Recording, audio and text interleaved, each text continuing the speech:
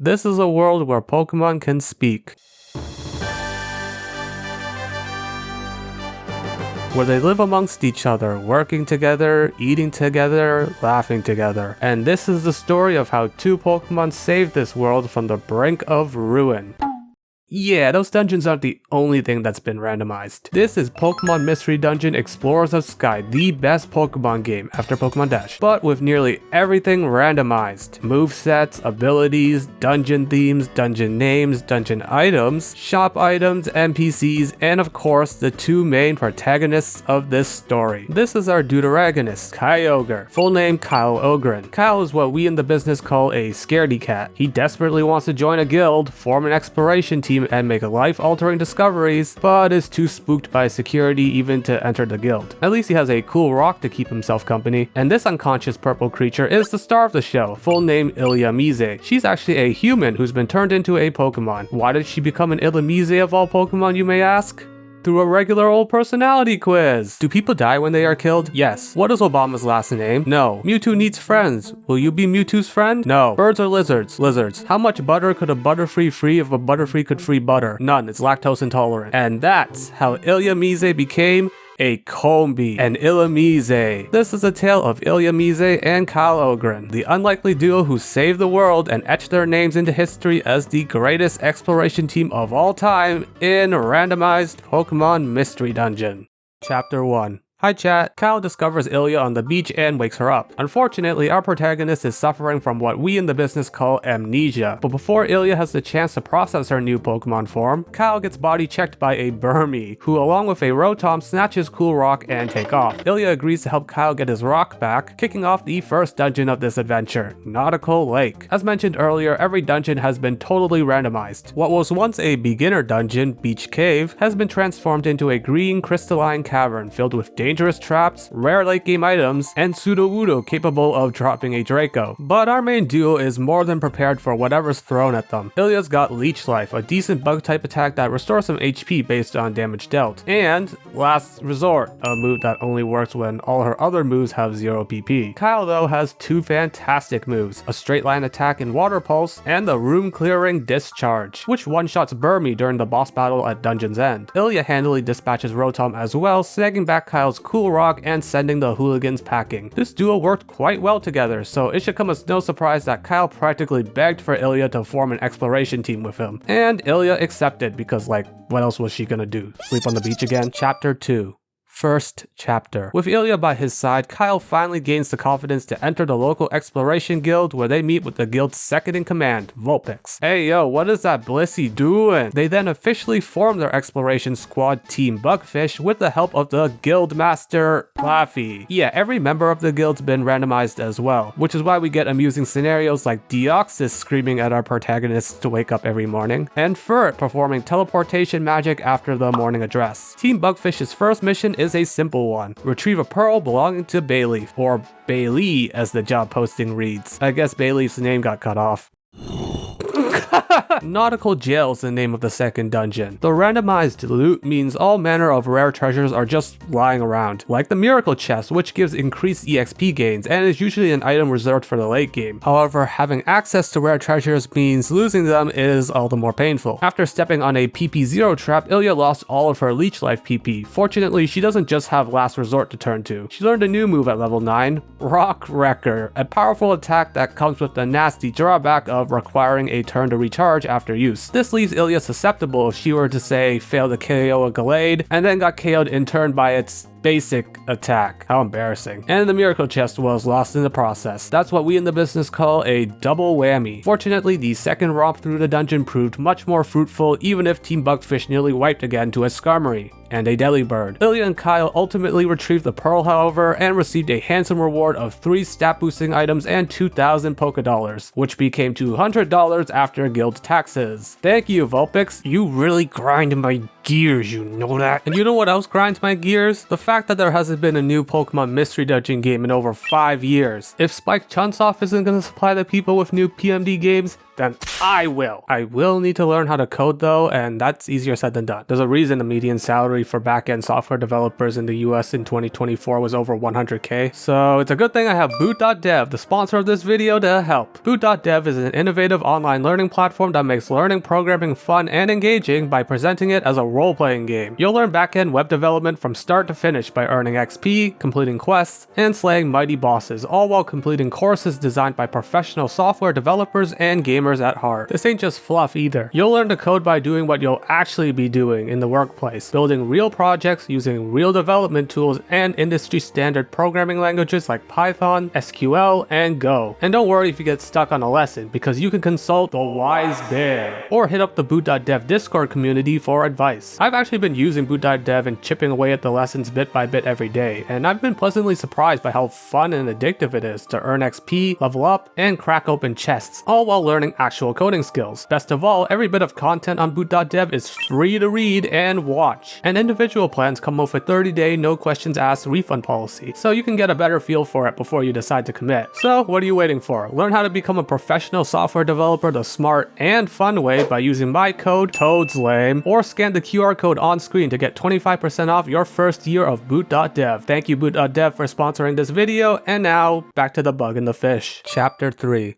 The time gears were the friends we made along the way. This is Treasure Town, the local shopping hub that— wait, this place's name got randomized too?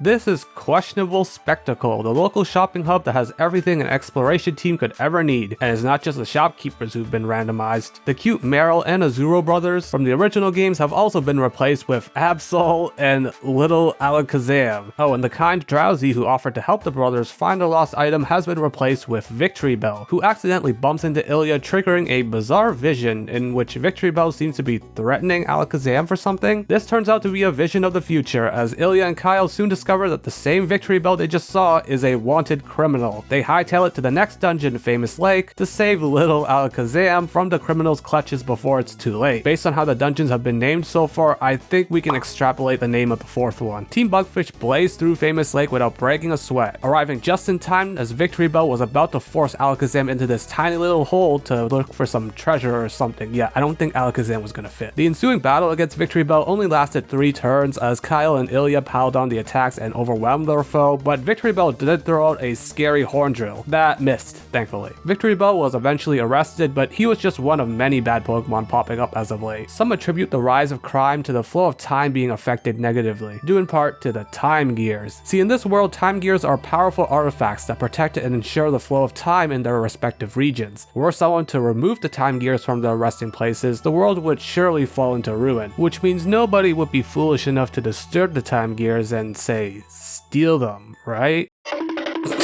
We had a bit of downtime between main story points here, so Team Bugfish got to hammer out some missions and amass some funds. They discovered not 1 but 2 lost loots lying around, each selling for 4,000 Pokédollars. Looks like money's not going to be an issue anymore. Chapter 4. Crippling Debt. Nothing major happened in this chapter, just a mini game where you identify Pokemon based on their feet. However, Team Bugfish did manage to get their hands on a valuable Bug Buzz TM. Too bad Illumise can't use it. Chapter 5. WaluCarioWare Mega Micro Dungeons. Hey, remember when we established that removing a time gear from its spot would cause catastrophic time-stopping consequences? Yeah, it happened. While exploration teams around the globe investigate, Team Bugfish gets to explore a cave, because there's apparently one hidden behind this waterfall, which Ilya identified by touching the water and getting another weird vision. Kyle, why are you scared of a waterfall? That's like your whole domain. After jumping through the waterfall, Team Bugfish did indeed confirm that there is a cave behind it, and began to explore. Now, despite Ilya being quite the capable fighter, and Kyle being a Kyogre, they're still susceptible to what I like to refer to as mystery dungeon bullshit.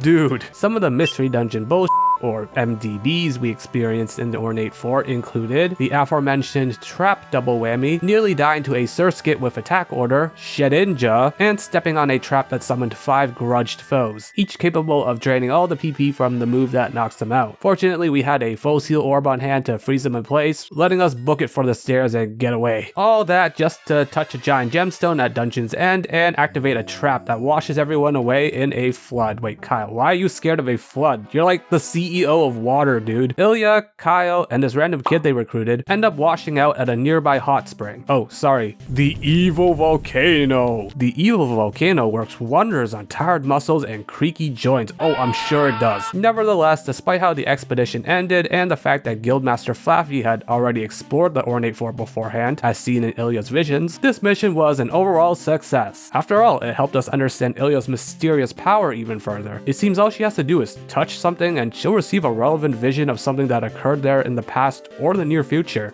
Dude, imagine having this power and ordering a burger, and the moment you touch it, you get a vision of the restaurant worker stepping on your lettuce. Chapter 6. Your best nightmare. Remember that Rotom and Burmy we smoked earlier? Well, they're part of their own exploration squad, Team Skull, and the team's leader finally reveals himself to be the big, bad, and smelly. Actually, that kind of makes sense, though it does mean that Magby's shooting these noxious fart clouds straight from its mouth. Ugh. Kyle, despite having a massive size advantage over every member of Team Skull, couldn't work up the courage to stand up to them and feels ashamed about it. They're right. I'm a wimp. A big chicken. Dude, I didn't mean it I didn't mean it like 100%. Why are you doing that? Dude, you're an asshole. In other news, a brand new establishment has opened for business near town. The Spinda Cafe. The Sunken Cafe. The Essential Vulpix.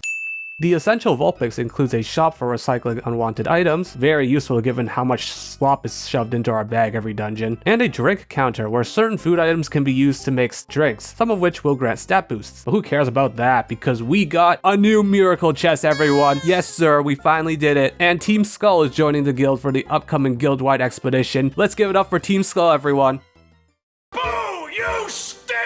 Team Bugfish's next mission is a simple one. Go to the woods and bring back some perfect apples for the Guildmaster's dinner. Seems easy enough, right? Alright, that one was on me for running Ilya headfirst into the Salamance's mouth. Even disregarding that, this dungeon was not playing around. Floor 7, for example, was a conundrum itself. A wide open room layout with 3 dangerous threats waiting. Memento Marsh Dump to put our attacking stats into the ground, Whirlpool Slowpoke to potentially trap us and make us unable to act, and Pin Missile Spinnerack. Getting out of this bind was like solving a puzzle, especially since Memento made Ilya and Kyle hit like wet tissue paper. Though eventually Kyle would knock out Slowpoke and Marsh Dump with Discharge, while Ilya flattened Spinnerack. That was a close shave. So how about another? What is this, the 5th dungeon so far? And we already got beasts like Hariyama and Tyranitar just roaming around like it's a Tuesday evening at Target. Fortunately, Ilya did manage to handle those monsters, only to step on a PP0 trap and lose all her leech life PP. The randomized loot in dungeons is nice for finding rare items usually reserved for the late game, but it also makes common items like PP restoring elixirs hard to come by. That is why by the 11th floor of this dungeon, Ilya was legitimately needing to use last resort to knock out enemies. It was that dire. And what did Ilya and Kyle get upon finally reaching the end of the dungeon? A face full of fart clouds from Team Skull and nary a perfect apple to return home with. Great, I always wanted to make the Guildmaster so upset that his cries caused mini explosions. Worst of all, Team Skull swooped in at the last second with the same perfect apples they took from us to take all the credit for themselves. At least the rest of the guild members have our back. Unfortunately, failing this mission has essentially burned any chances of Ilya and Kyle joining the guild on their upcoming expedition, which is disheartening. Well, time to drown out our sorrows by spending unhealthy amounts of money shopping. What's the Minin Brothers got for sale today? $3 on sale for $3. What a bargain. The only way this deal could get any sweeter is if it were bugged or something and actually cost $0. Chapter 7. Some items are free. It's expedition time. The entire guild's going on a field trip. Yes, even Ilya and Kyle, the couldn't bring back a single frickin' apple duo. Thank you, Guildmaster, for valuing the power of friendship over trivial bureaucratic punishments. This expedition will take us to the faraway Fogbound Lake, but we'll need to make several stops in between and trek through several dungeons on the way there before we can set up camp at— Did the Kangaskhan Rock get replaced with a live Jigglypuff? First dungeon on the way to camp, Boring Madhouse. This place was anything but boring, however. For 1, the miracle chest is back again, baby. But also some true monstrosities attacked us in this dungeon, including Spike Cannon Porygon, capable of rebounding attacks, Lightning Rod Tropius to neutralize Kyle's discharge, Sky Attack Blaziken, who one-shot Ilya and consumed our only reviver seed on hand, and Whirlwind Onyx, who didn't really actually do much but was kind of annoying. Oh, by the way, this is Shellos, a fellow guild member who is accompanying us for this stretch of the expedition. And he's actually a pretty capable fighter himself, so I have no major qualms with him doing his own thing, even if it is kind of inconvenient. Not as inconvenient as that, Shellos did eventually reunite with Ilya and Kyle, but a Drapion ambushed them, and I accidentally put Shellos in the path of a Razor Leaf, which totally annihilated him. Sorry, my bad, I should have expected that, Drapion's iconic Razor Leaf. Oh, and we also lost the Miracle Chest for the 3rd time, woo. At least the second romp through Boring Man House was far less hectic, and the dungeon after that was even easier. A Floatzel did come close to KOing Ilya, but Shellos redeemed himself by taking the hit instead.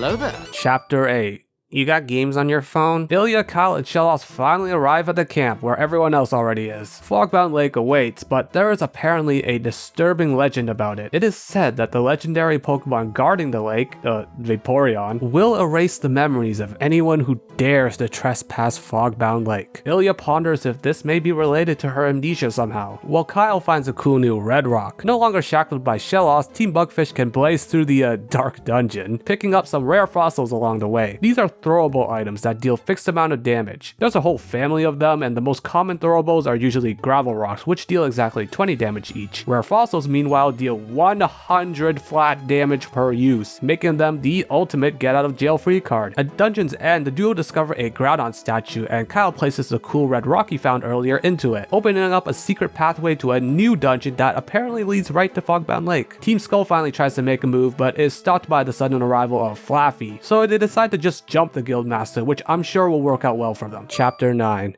Not funny. Didn't laugh. Ilya and Kyle breeze through the dungeon on the way to Fogbound Lake, but did not find Vaporeon awaiting them at the end, instead a massive hulking beast that makes the ground tremble with its every powerful step. How is it even shaking the ground? It has no feet. Ilya immediately hucked a Totter Seed at Metang, confusing it and rendering the rest of the fight trivial as Kyle bombarded Metang with water pulses until it fell. It is only then that Vaporeon finally revealed itself, confirming that the Metang our duo just fought was a mere illusion. See, the reason Vaporeon set up this illusion and goes through the effort of wiping the memories of those who visit the lake is that a time gear resides here. Ilya feels a strong resonance with the time gear for some reason and inquires about her amnesia. Unfortunately, Vaporeon has no answer, as it had nothing to do with Ilya's memory loss. The rest of the guild soon arrive, but Vaporeon decides to put its trust into them and not erase anybody's memories, as long as they promise to keep the Time Gear's location a secret. In exchange, Vaporeon allows us to witness the true treasure of Fogbound Lake.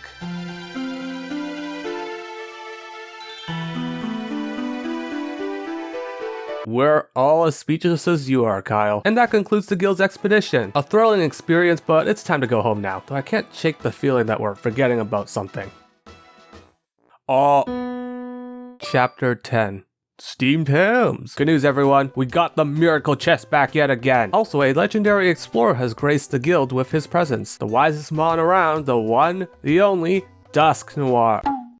Weird looking Dusknoir. Oh, by the way, Team Skull is actually still alive, yay. And they're back on their BS again, having stolen Alakazam and Absol's precious water float and stashed it away at the crowded marsh. This looks like a job for Team Bugfish. Little would these two know, however, that crowded marsh would be one of the most insane dungeons they'd visit on their journey, for one simple reason. Basically every legendary Pokemon would appear. On floor 5, oh my god. On floor 6, boom, Entei jump scare, but Ilya just one-shotted with Rock Wrecker. But then on floor 8, surprise, it's Palkia. Even worse, Ilya immediately stepped on a mud trap that sharply dropped her most important stat. Palkia tried setting up Hail, but it failed due to Ilya's ability Cloud 9. I haven't mentioned Ilya and Kyle's abilities to this point because honestly they're pretty inconsequential except for rare instances like this one. Anyway, a Nidoqueen showed up and complicated matters, as Kyle got confused by Palkia's Water Pulse, poisoned by Nidoqueen's Sludge Bomb, and dropped to 15 HP. But a timely debuff and a Leech Life by Ilya eliminated the big space monster, and Nidoqueen would fall soon soon after. That concludes Crowded Marsh, the first part of the dungeon. Then commences Neat Boneyard, the even more insane second half. On floor 1, we got jumped by a Shaman Sky, Overheat Magnemite, and Masquerade, who got turned into an item before Ilya clutched out the fight. On floor 2, Regice made itself known by shooting a Fire Blast, though fortunately it hit Kyle instead of Ilya. Her Rock Rocker couldn't kill, however, and Regice also packed Powder Snow to bring both members of Team Bugfish low. Fortunately, Ilya knocked out Regice by the skin of her teeth. Here's a Rattata on the same floor missing Zap Cannon on Kyle. On floor 3, Reggie Gigas arrived, and although it wasn't too hard to kill, it had pressure to sap 6 total PP from Ilya's best move. On floor 5, Mesprit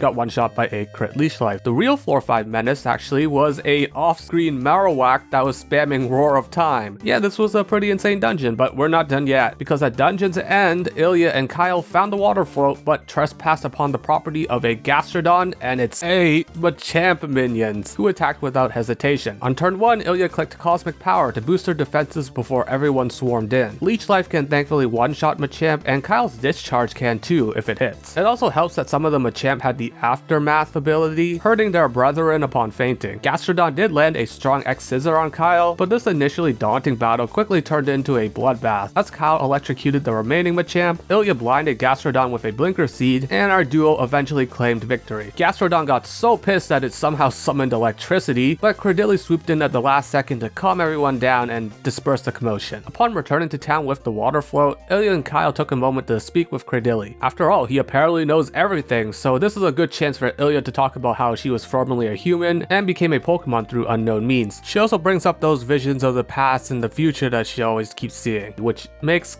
Credilli smile a bit. Surely that isn't a precursor to any bad intentions. It turns out that Credilli does know of Ilya's ability, the Dimensional Scream, which allows her to see into the past or the future when touching certain things. Wow, I wonder why Credilli knows about Dimensional Scream. I wonder why that is. Chapter 11. Bidoof's Butterfly Effect. In Pokemon Mystery Dungeon, you can acquire gummies, consumable items that raise a Pokemon's IQ. Reach certain IQ breakpoints and you'll receive passive skills such as Bodyguard, the skill that Shellos used to save Ilya's life earlier. Every Pokemon has a different set of IQ skills available, and in Ilya's case, she can get Multi-Talent and PP Saver, 2 IQ skills that make PP an issue of the past for her. Also, one of the funniest things about this randomizer has been seeing Pokemon attempt to do things without having all the necessary animations, like the dancing Ludicolo that appears when you win big at the recycle shop. Ludicolo was replaced by Shiftry, who obviously doesn't have all the same dancing animations that Ludicolo did.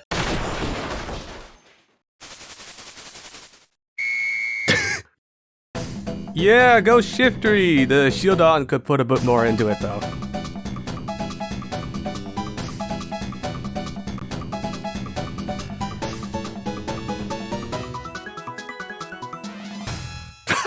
Oh, by the way, Fogbound Lake's time gear has been stolen. But in the process, Carvana revealed himself to the Lake Guardian, and thus, his identity has officially been, I don't think that's Carvana. We gotta locate the remaining time gears now and ensure that they don't fall into Carvana's metaphorical hands. So we're off to the Tremendous Stand. This dungeon was only really notable for a Regirock jump scare and free X-ray specs, aka the best held item in the game, that shows enemy and item locations on a given floor. Oh, and the first naturally occurring monster house of the run finally appeared. Yeah, I don't know why it took so long. I was actually hoping we'd get jumped in one of the first few dungeons since we would have been less prepared and therefore would have made for excellent content, but alas. There's nothing but quicksand at dungeon's end, so Ilya and Kyle return home, only to go back to the quicksand pits the following day upon realizing the time gear is hidden in a cave underneath the sand pit. Why didn't the story just have Ilya touch the quicksand and trigger a dimensional scream on the first day to save some time? This is a testament to how much Kyle trusts Ilya, however, as he's willing to jump into a quicksand pit just because she said so. Still more believable than in Fire Emblem Fates. This fiery cave beneath the sands has a bit more bite than Tremendous Stand, but nothing too crazy. And with the appearance of Registeel, we've completed Regi Bingo! Just as suspected, a lake is hidden deep within the cave and contains a time gear, but its guardian, Gliscor, suddenly appears and attacks. Once again, a well-thrown Totter Seed and a barrage of Leech Lives nullified the threat without issue. Kinda sucks that Team Bugfish got jumped by the Lake Guardian and had to beat him up, since it means the time gear is now vulnerable to someone else swooping in to steal it. Aw, damn it. Chapter 12.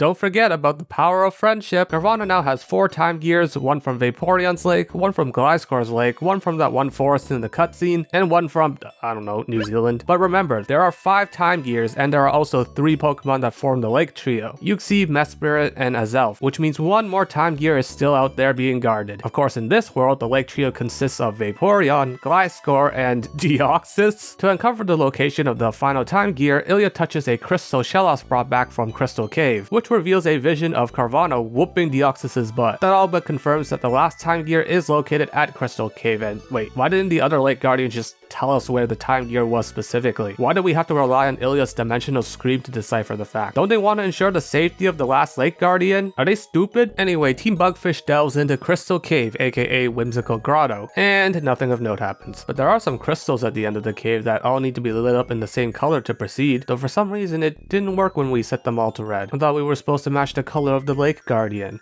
Just kidding. On to the second half of the dungeon, Cloudy Wilderness, which retains the same music as Crystal Crossing, baby. Holy crap, look at the size of that whale. So far, Ilya and Kyle haven't experienced too much hardship exploring these dungeons, with some exceptions. But on the 11th floor of the Cloudy Wilderness, Team Bugfish finally met their one true nemesis, Charmeleon. For some reason, every move Ilya threw out failed against this tricky lizard, who hit back with strong attacks of its own, even knocking out Kyle and consuming one of our 2 available Reviver Seeds. Hello, Kyle, what are you doing? Fight back! I initially assumed it had to do with the shield above its head. That is the Reflect status, which in this game reflects damage taken back at the foe, but it shouldn't completely nullify damage, which is what perplexed me. I tried making Ilya throw a rare fossil, but the 100 damage throwable bounced off Charmeleon's head like a dodgeball. Charmeleon landed a blaze kick that burned our second Reviver Seed. I attempted to put some distance between us and our foe, but the situation went from bad to worse when on the following turn, Charmeleon threw the Wander Gummy right back at us, temporarily blinding Ilya, and when her vision came back, la-di-da, a second Charmeleon has appeared. It was only after a full seal orb straight up didn't work on both Charmeleon that I finally decided to open up the message log and figure out why these pesky lizards have been effectively invincible.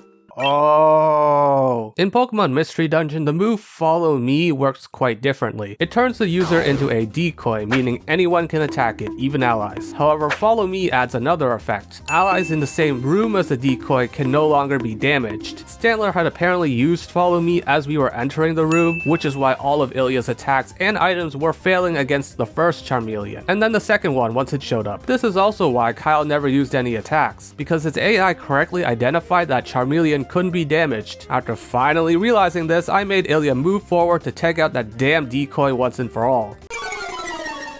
Well, good thing Rock Wrecker is a straight line move. Without Stantler to protect them, the Charmeleon duo got mopped up by Kyle, putting an end to this installment of Mystery Dungeon bullshit.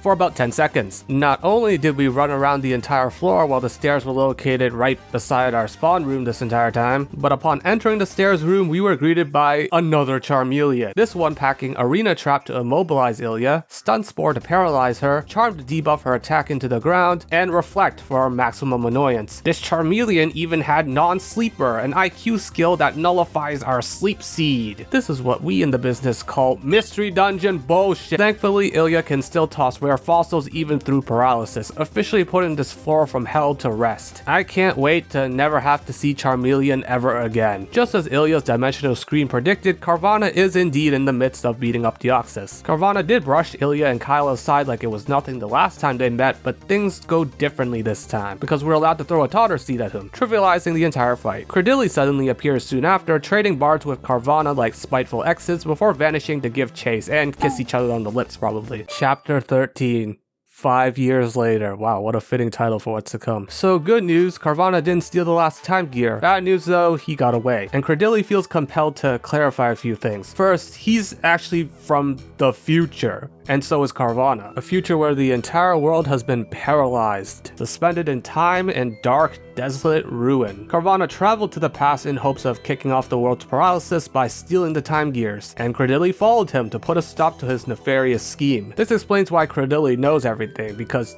well, he's from the future. He knows everything that's already happened. He then asks everyone to let him operate alone for a bit so he can bait Carvana into returning to the final time gear's location and ambush him. Day days later. And it worked! Carvana's finally been captured by Credilli, and what do you mean Credilli opened a dimensional hole in the town's main square? He can do that? With Carvana in tow, Credilli's gotta return to the future now, but before he goes, he wants to see his favorite bug and fish duo one last time and give him a big ol' hug.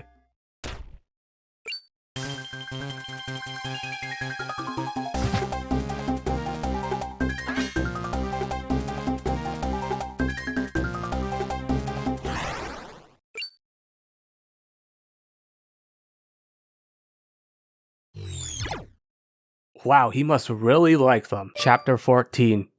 Go to sleep. Welcome to the future, a world frozen in time where the sun never rises and darkness permeates for eternity. If it wasn't clear already, Credilli was a villain all along, working for the big bad this entire time, Primal Pineco. Anyway, Credilli orders his combustion goons to rake Ilya, Kyle, and Carvana to death with fury swipes, but they made the crucial mistake of not really tying any of them to these poles at all. Our heroes managed to escape, but Kyle's still too in his feelings to accept Carvana's aid, so the Time Gear Thief splits off as Ilya and Kyle navigate their way through a world plunged into darkness. In this future devoid of sunlight where every Pokemon has to fend for themselves, it's easy to lose hope, especially for Kyle, who, if you recall, we in the business call a scaredy cat. But things are different now. He has Ilya by his side to inspire him, give him strength, and remind him that together they will persevere, and they will return home. Story-wise, things are as bleak as the dark skies of the future, but hope is not lost. Gameplay-wise, these two are too busy killing everything in sight to feel distress. The first dungeon of the future, Empty Bite, was a total wash, except for Ilya using Leech Life on a foe with Liquid Ooze and one-shotting herself in the process, but let's not dwell on that. The second dungeon, Tremendous Labyrinth, was also a breeze. Only notable because Ilya acquired the All-Terrain Hiker IQ skill, allowing her to hover over water, lava, and air tiles. Kyle, meanwhile, learned Bite at level 30. Future dungeon number 3, Handsome Rectory, did put Ilya in a precarious position after she got hit by Toxic, then lost health trying to leech life a Liquid Ooze Chansey, but a timely flight of hidden stairs appeared, whisking Team Bugfish away to the secret bazaar, where Ilya's poison was cured for the low price of 10 poke. How serendipitous. Eventually, Team Bugfish would arrive at the Evil Keep, where they discovered Carvana being restrained by some mysterious force, a force that would soon reveal itself loudly and aggressively. No way. Of all the Pokemon Spiritomb could have been randomized into, it became Charmeleon. Even in the future, we can't escape this damn lizard. Although the initial sight of Charmeleon was much more threatening than Charmeleon itself, as there was no Stantler nearby to prevent Kyle's Water Pulse and Ilya's Rock Wrecker from wrecking it. Thankfully, that will be the actual last time we see Charmeleon in this run, thank Arceus. Chapter 15. Wait, how am I breathing underwater? With Carvana saved, he finally gives us the lowdown on what's actually been happening in the future. Back in our time, a tower called the Huge Ziggurat collapsed, throwing all of time out of whack, commencing the planet's paralysis, and leading to the tower's ruler, Pineco, losing its mind and becoming Primal Pineco, a primordial presence solely focused on self-preservation and preventing history from being altered, no matter how ruinous the future may be. That is why Carvana headed to the past, not to cause the planet's paralysis as Credilli said, but to save the world by gathering the time gears and placing them atop the Huge Ziggurat. Credilli was sent to the past by Primal Pineco with the sole purpose of eliminating Carvana and preventing destiny from changing. Kyle doesn't believe what he's hearing and naively tries to go back to reason with Credilli, but eventually calms down and realizes that Carvana's version of the story is indeed the truth. He and Ilya resolve to return to the present and stop this dark future from ever occurring by aiding in Carvana's quest to assemble the time gears and bring them to the Huge Ziggurat. But first, they'll need to head deep into the forest to find someone capable of sending them back to the past. In the original games, this was a pink Celebi, but here, it's Obama. I would not call Obama tiny though, Kyle. By the way, Kyle's large size isn't just for aesthetics. He actually takes up 2 party slots in dungeons, meaning with Carvana joining us, we're already at the max capacity of 4, even before considering Abomasnow. I wondered what the game would do in this instant, and it turns out it just boots Abomasnow off the team and lets us proceed anyway. Yeah, it was nice getting to know you, Abomasnow. Meet you at the end of the dungeon. See ya. We end up doing just that relatively easily, but of course, Credilli and his goons are waiting at the end, with Primal Pineco in the wings to ensure escape is futile. But Carvana isn't concerned. After all, he didn't travel back to the past alone. He did so with his friend, a human. That human's definitely still there in the past, finishing the mission he started. And what was this human's name, you might ask? Why, it's Ilya Mise. Uh-oh. Yep, Ilya was the human sent to the past with Carvana to save the world, but the duo got separated somehow, and then Ilya was somehow turned into the purple creature you see right now. And by telling Credillia about her past as a human and her dimensional scream ability, Ilya fell right into Credilli's metaphorical hands. That's why Credilli cracked that smile upon learning of Ilya's dimensional scream, and why he dragged Ilya back to the future with him. Credilli's got everyone right where he wants them for about 5 seconds as a Abomasnow clicks flash to teleport our heroes a short distance away to the nearby passage of time, a portal our heroes can use to escape Credilli while Abomasnow teleports away. Back to the past we go. Chapter 16. Team Skull dies, lol. We're back in the present, but Ilya and co's gotta stay undercover for a bit to plan out how they're gonna tell everyone the truth about Carvana, Credilli, and the impending paralysis of the planet. They decide to camp out at Kyle's old place west of town, where he lived before joining the guild, and Carvana takes the opportunity to talk about some things. First, the dimensional scream. It only triggers if a trusted Pokemon partner is around. Before, that was Carvana, but now it's Kyle. Aww. In the future, it only triggered in locations related to time gears, but in the present, it just seems to happen whenever it wants to, which I'm sure is just a way to handwave any plot holes, but let's not dwell on that. Also, whatever caused Ilya to become separated from Carvana likely happened as they were traveling through the passage of time the first time, and that separation likely also caused her amnesia and transformation into a Pokemon. Whatever the case, Ilya is still Ilya at her core, someone Carvana cherishes and trusts with his life. Even Kyle buries the hatchet with Carvana thanks to their shared bond with Ilya and a beautiful sunrise that strengthens their resolve to prevent this world from becoming fully paralyzed. And that starts with gathering all the time gears again. First up, Sandy Hall. It is here that we learn that Carvana is a truly cracked Pokemon. Flare Blitz, Blaze Kick? How is he even doing that? He has no feet. Time did not return to normal in this area even after the time gear was placed back in its spot, indicating that the planet is about to look really gray really soon. Time is of the essence, so while Carvana sets off alone to retrieve the remaining time gears, Ilya and Kyle have to prepare themselves for their own precarious task, talking to others. Chapter 17.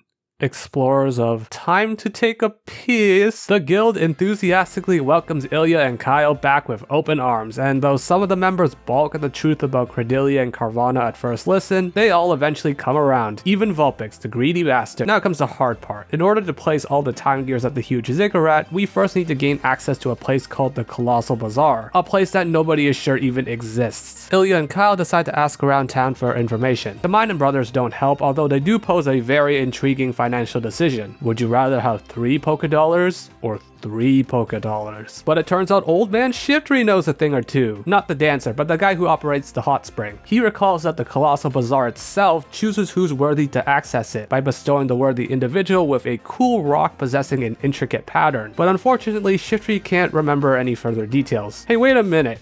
Kyle has a cool rock, and upon seeing the pattern on it, Shiftry's memory is jogged and he remembers that that is indeed the pattern he was talking about. Even better, Flaffy and Vulpix have seen that same pattern before in a nearby cave. Now we're in business. Thanks for your help, old man Shiftry. Hope you get home safely. Chapter 18.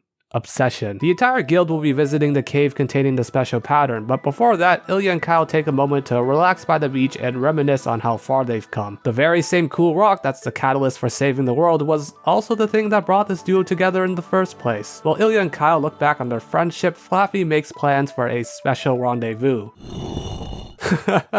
How is Wingle even making those currents? Echolocation, non-stop farting. Anyway, it's finally time to check out that special pattern that matches Kyle's cool rock located deep within Stupid Settlement. Vulpix accompanies Team Bugfish in the first part of Stupid Settlement, which Ilya and Kyle bulldoze through. It's a testament to just how far these two have come, from getting tossed around by not fully evolved foes to blazing through dungeons without worry. They truly have grown strong. But apparently not strong enough, as Kyle gets trucked by Magby and Team Skull makes off with his cool rock, with Vulpix in hot pursuit. After an uneventful second half of the dungeon, Ilya and Kyle manage to catch up, only to find Team Skull in shambles after getting jumped by some mysterious and dangerous cave dweller dwellers. At least they gave us our cool rock back, thanks. Further in, Ilya and Kyle discover Vulpix mere moments before the cave dwellers strike. Luckily, Vulpix shielded them from harm at the cost of his own health, allowing Ilya and Kyle to take on the enemy Hitmonchan and Twin Taillows on equal footing. Equal footing in quotation marks, because before setting off for this dungeon, I had the duo swing by the Link shop to link Kyle's Vacuum Cut and Discharge together. This allows Kyle to click Vacuum Cut and immediately follow up with Discharge in a single turn, annihilating his foes with back-to-back room-wide attacks. Ilya is also pretty beefy at this point, and a couple of Leech Lives ensure swift and easy victory. As for Vulpix, oh my god, they chopped off his head! Oh, never mind, he's fine. Flaffy arrives with Carvanha in tow, and while the latter joins us for the final stretch, the rest of the guild must head back to give Vulpix immediate medical attention. Makes sense, most Pokemon can't survive getting temporarily beheaded. In the cave's deepest depths lies the same intricate pattern as Kyle's cool rock, which activates a beam of light on the wall that summons the guide to the Colossal Bazaar, Wingull. The same Wingull that Flaffy met up with earlier. Apparently in the past, Flaffy and Vulpix had discovered this wall pattern, and Vulpix got jumped the same way he did this time. However, Wingull showed up in the nick of time to provide medical attention, and in turn asked Flaffy to keep the wall pattern a secret, since it's related to the Colossal Bazaar. However, with the world on the brink of ruin, Flaffy met up with Wingull to explain everything, and how they needed Wingull to take them to the Colossal Bazaar so the world could be saved. Fortunately, Wingull understands, which means it's time to finally enter the Colossal Bazaar and save the planet. I'm sorry, I can't take anything this Wingull says seriously when it's got the piss aura radiating around it. Chapter 19. All of this happened, more or less. Bad news, everyone. The cutscene was already made with Lapras in mind, so we do not get to see our heroes ride a Wingull into the Colossal Bazaar, which is hidden between the gaps of a split second. That is why only Wingull can access it, and why nobody else has been able to find it, let alone set foot upon the Colossal Bazaar until now. Except for Kecleon, the shopkeeper Pokemon didn't get randomized inside dungeons, unfortunately. As for the Colossal Bazaar itself, it wasn't too much of a hassle, since Ilya and Kyle are jacked and wear the freshest clothes, eat at the chillest restaurants, and hang out with the hottest dudes. Our heroes pass by some ancient wall paintings, including one that depicts a very familiar face, before arriving at the Rainbow Starship, which will transport our heroes to the huge ziggurat once Kyle inserts his cool rock into a specific indent. However, Credillia and his goons swoop in. Primal Pineco sent them directly to this location, and all they had to do was wait until our heroes inevitably arrived. They want to drag Ilya, Kyle, and Carvanha back to the future, but they're not doing it without a fight. Ilya immediately tosses a drop IC at Credillia to take him out of the equation, while Kyle's Vacuum Cut plus Discharge combo KOs 3 of the 6 Combuskin before they can even close in. Ilya's Leech Life deals huge amounts of damage to Credillia, while Kyle unleashes another combo that finishes off the rest of the Combuskin. Carvanha has High Jump Kick to nail Credillia super effectively, and after Credillia's Aqua Tail does little to Ilya, our protagonist can unleash one last Leech Life to secure the win. Or not, because how the hell is Credillia even doing that? Whatever, die. Despite getting his socks rocked clean off, Credillia still has enough energy to pose an uncomfortable truth. Should Ilya save the world, the future will change, and thus everyone from the future will cease to exist. Carvanha would disappear, Credillia would disappear, the Combuskins, Obama, and of course, Ilya would disappear too. She has to ask herself, is she really okay with this? Saving a world she will no longer get to experience? Leaving Kyle behind after everything they've been through together? He'd surely be heartbroken if that happened. As Ilya contemplates this difficult decision, Credillia suddenly gets up and attacks once more, but Carvanha shields Ilya from the hit and musters all his remaining strength to push Credillia toward the dimensional hole. Carvanha's gonna drag Credillia back to the future with him, which means leaving the present forever. He tosses the time gears towards Ilya and leaves the task of saving the world to her and Kyle. Carvanha will never again be able to return to the past, but even if this is the final time he ever sees Ilya, it's okay, because he's glad they got to meet and become friends in the first place.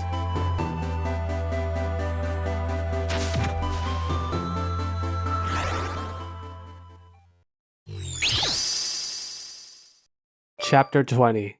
So what's the death counter at? With heavy hearts, Ilya and Kyle collect the time gears that Carvanha left behind and board the Rainbow Starship, sailing off to the last stop of their journey, the crumbling huge ziggurat. Yeah, this dungeon was a nothing burger. The randomized wild Pokemon means Temporal Tower's infamous Porygons are nowhere to be seen, and Ilya and Kyle have become so jacked that no foe can stand a chance against them. Thus, Team Bugfish arrive at the top of the tower with relative ease, but one final foe stands between them and the rightful place of the time gears. Defeat this powerful enemy and this world can be saved. Fail and the collapse of the tower will usher in the world's total paralysis. Let the final battle begin against Primal Pineco.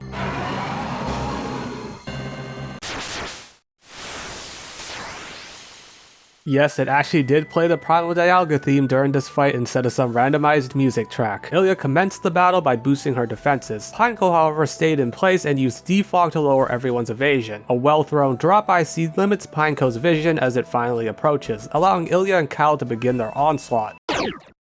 Or not. Pineco cancels out Ilya's attack with Intimidator and gets off a second defog, but fortunately that pesky IQ skill won't ever trigger again in this fight. Ilya connects with a powerful Rock Wrecker, though a fourth of the damage is reflected back at her by Pineco's counter hitter skill. As Ilya recharges, Pineco unleashes a very soft overheat. Ilya then throws out a strong leech life while Kyle finally remembers that he's in a do or die final battle and lands his patented vacuum charge combo. Pineco goes for Octazooka, but due to the earlier overheat, this attack does exactly 1 point of damage. Ilya goes for another big Rock Wrecker and eats the rebounded damage again, while Kyle whiffs Water Pulse and Pineco puts forth another pathetic overheat. As Ilya catches her breath, Kyle manages to connect with Water Pulse this time for big damage, while Pineco reveals his last move to be Feather Dance. Man, what a moveset for the final boss, huh? With the fate of the entire world on her shoulders, Ilya unleashes one final leech life, toppling Pineco long enough for her and Kyle to slip past and insert time gears into their rightful place, despite the tower crumbling beneath their feet and lightning raining from above, and